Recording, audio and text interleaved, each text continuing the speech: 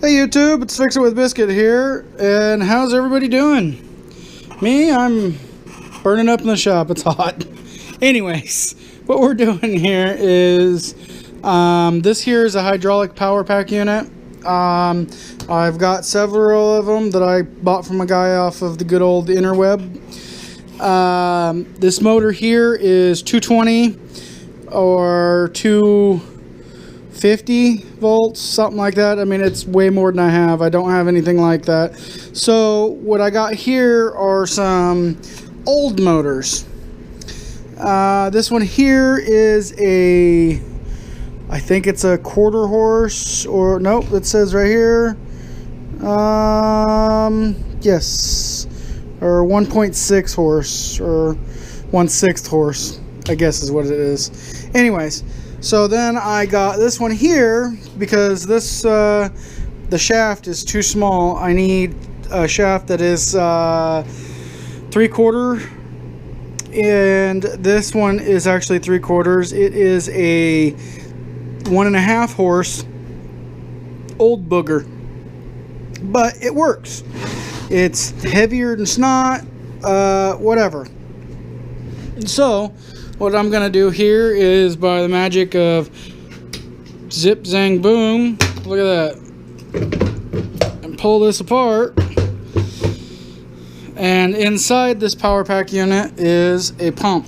Well, this isn't the pump yet, but this is the part that goes to the pump. This here is called your I don't remember what kind of a connection it's called. I think it's called Lovejoy. I don't remember. Don't quote me on that. But anyways, this here goes on the shaft, and it just goes in there and it spins around. I don't want to spin it around too much with my hand, because here it shot that rag out a little bit ago just by me spinning it with my hand. So it definitely works. Okay, this motor is well, it's a lot of different things, I guess, that was on here. It goes 220, 240, 250, 280, 380, 420, 440, or 480. That's what you can wire that motor to. That's some pretty crazy stuff. I can't even touch the 220. So anyways, we're gonna knock her to 110, and what I'm gonna do is, there's this plate on this motor here, there we go, this plate, it goes on here and creates a seal. Well, it's not really so much a seal for this plate, but it's more, this is how the motor mounted, but that's okay, because we're still going to use this plate, but it will not bolt up to that motor, or at least, no, I don't think it will. To me, it looks like those are,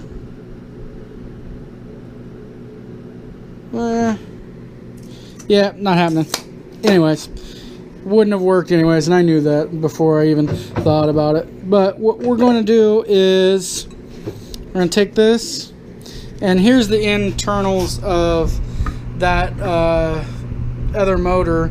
I'm going to take this bearing off of it because it sits down inside here, and we're just going to slip this booger over here, and that bearing will go up and sit there. I don't have to have that bearing, but I'm going to put that bearing. And then you can see the shaft sticks through that far, and then you stick this booger on there, and Bob's your uncle. And then the only other thing is let me set you down here for a second. See if you can see this. I'm gonna pick this big old thing up and try to set it up here.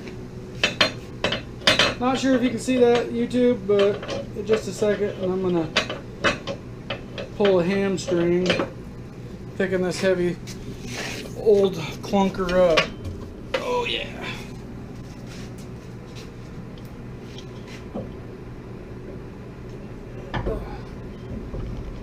All right. So, as you can see, we're busting this baby back to the 1940s because I don't have any other motor. This one works. Why go spend a couple $100 if this is going to work? I don't see the point of that. So, or at least for now, I don't have to. But what I'm going to have to do is I'm going to have to make a mounting bracket for this motor. So that means that I'm going to have to bust out the old trusty welder probably and weld a plate to this. Or I'm going to have to possibly just take these screws out here and put a plate straight up and just put longer screws in. Don't know how tough those are. So I gotta do some thinking here about this. I really don't want to weld on this thing because it is full of brand new hydraulic oil, and hydraulic oil is pretty flammable stuff.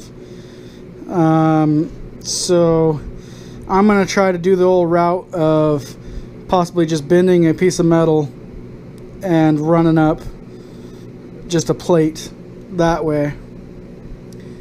So yeah, this is what I got going on today. This is part of what I got going for the hydraulic press, which here's the press in its all fame and glory. It's not finished yet. I got the ram in. I still need to get some lines. This top part right here, I'm gonna put a bolt and nut, a pretty good size, and that way it clamps this ram, because I can still pull this ram in and out. If I was to weld it on the top and pulled it real tight, I'd never get that out. So I made it that way to where I can pull it out just in case I have any problems with it. I didn't want to make it permanent because who knows, I could have to rebuild that thing. I don't know. I've never used it really. So anyways, stay tuned and I will think about what I'm gonna do on that thing. I'm kind of a little stumped on it right now, but anyways, stay tuned and thanks for watching. Okay, got the motor set up here. This is just sitting there for a second. Get my fingers out of the way so you guys can see. Got the motor set up in there, and I was talking about maybe bolting it to these 3 bolts. I decided, no, why do that? I can bolt it to this flange here, and what I'm going to do is I cut out this piece of metal, put it in there, and figure out the holes and everything there, and then I'm going to bend it up to here and then just bolt it. So it'll be an L bracket. So that's what I got going on right now. We'll get this all figured out and drilled out, and we'll be back. Alrighty, so we got all this on here. We put the pin through, we put a bolt in the top like we said we were, and we smashed it together so it kind of clamps it so the ram does not move side to side or front to back anymore. It's there. I put some quick disconnects on here, which because I can't move the ram, and hydraulic hoses are, some have ends that spin and some don't, and I just had a few hoses that were already made when I bought a lot of hydraulic stuff that are going to work for this, and so I put the quick disconnects on the ram so I can just pop it in there and I don't have to spin these or any of that goodness. We're gonna weld a this here is the front of the, I'm gonna put all the hoses and everything in the back. We're gonna weld a plate on either the right side or the left side, not sure. I'm thinking, I have no clue. which side, but we're going to put it on. And bolt the hydraulic control valve, and then I'm going to build a, I don't know if I'm going to build it now. I think I'm just going to put it all together and see how it works and stuff like that, and then build a foot pedal, because I want to be able to run this by my feet, not my hands. That way I can use both hands doing stuff. And yeah, this is just my junk sitting on top of it, just because I haven't put my junk up after working. Still got to figure out how I'm going to build dies and have them go on to the Ram. Not quite sure how I'm going to do that yet. I might try to make a slip collar that goes over the Ram portion, because this much stays out of that Ram, and I don't need to run it all the way up there anyways. I gave myself quite a bit of working room, which, now that I think about it, I think I gave myself too much, but that's okay. I can always move the table up. I can always make another one or something, you know. Oop, excuse me. So, yeah, I'm going to go ahead and get on to building the plate for this to weld onto the side to put the hydraulic valve, and I will be back. So, I got something in a box, which you can see the box is open. I just flipped it upside down because I'm not too big of an unboxing videos. But anyways, this here is a hydraulic control valve, and I got it, and when I got it, it was frozen to where it wouldn't move forward or back, and I got it unfrozen. I never took it apart to check the seals or anything, and I hooked it all up to the hydraulic power pack unit and all that. Hooked it up to a ram. It would ram out, but it wouldn't go back in. It would keep trying to ram out when I tried to ram in, which just, I don't know. So I went ahead and, ta-da, unboxing. Bought a new one. This one here says it's made in the good old US of A, America, or yeah. Anyways, so I don't know the difference really between them. I mean, honestly, this one's off in the tractor, and this one is not off of anything. I think it was considered a log splitter control valve. Not sure, but it's rated up to 3,000 psi. That's the max working capacity you can use it. The bypass, I believe it's called, is set at 2750. So yeah, that's pretty cool. So I can run it to 2750 psi before it won't go no more.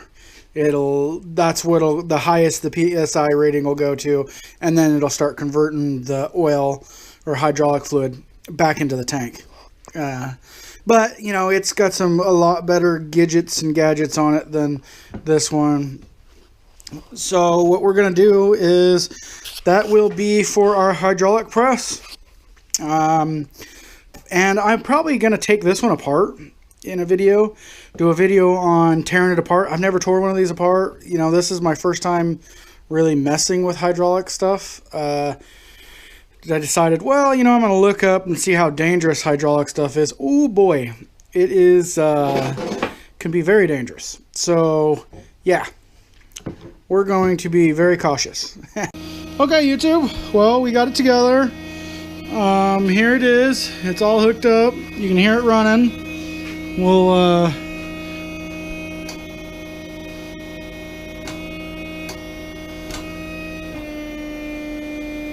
it goes up a lot slower than down, and the reason that is because I'm using a lot smaller line on the return for up. It's just because that's what I had.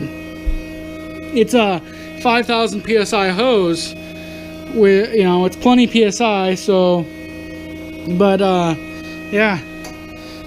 One thing I don't like about this control valve is that it's got it returns going up, but down it's got a lock. I want to change that because I don't like the fact that it just runs like that. I'm gonna put a spring that'll just snap it back. But anyways, everything seems to be working. Now that's the press. And the other thing is right now I don't have a on and off switch for it, and I'm gonna wire that cord into an on and off switch. It's just wired into the plug, so I have to unplug it. So yeah, thanks for watching and stay tuned.